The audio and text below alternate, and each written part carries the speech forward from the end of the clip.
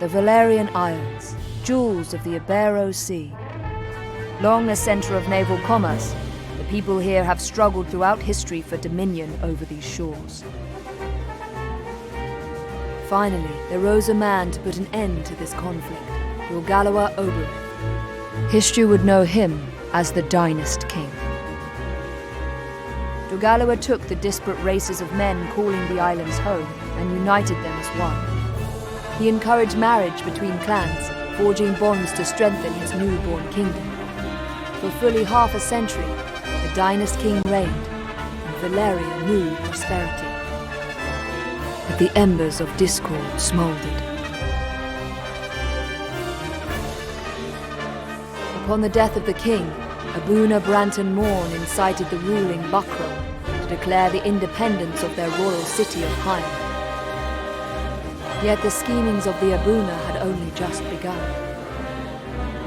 Backed by the Holy Lodician Empire to the north, Branton created the Buckram Valerian Kingdom, naming himself as regent. He would have seen his rule span the Isles were it not for Lancelot Tartaros, High Champion of the Dark Knights of Lodis.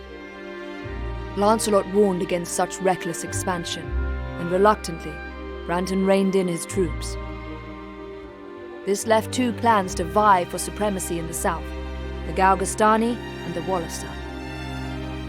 7 men in 10 were Galgastani, and on order of Hierophant Leandor Balbatos, the Galgastani declared blood war against the weaker Wallister in a move to claim the south as their own. Valeria watched as the wholesale slaughter of the Wallister race began. Duke Judah Ronway led the Wallister in resistance, but they were far outmatched. In the span of half a year, they had been brought to their knees. Balbatos proclaimed the kingdom of Galgastan, and with it an official end to the blood war. But these things would bring no end to Wallister suffering. A piecemeal resistance continued, yet with their duke in chains, efforts flagged. The remaining Wallister were confined to a small province allotted them by Balbatos and the Galgastani. There, the survivors resigned themselves to eke out such life as they could.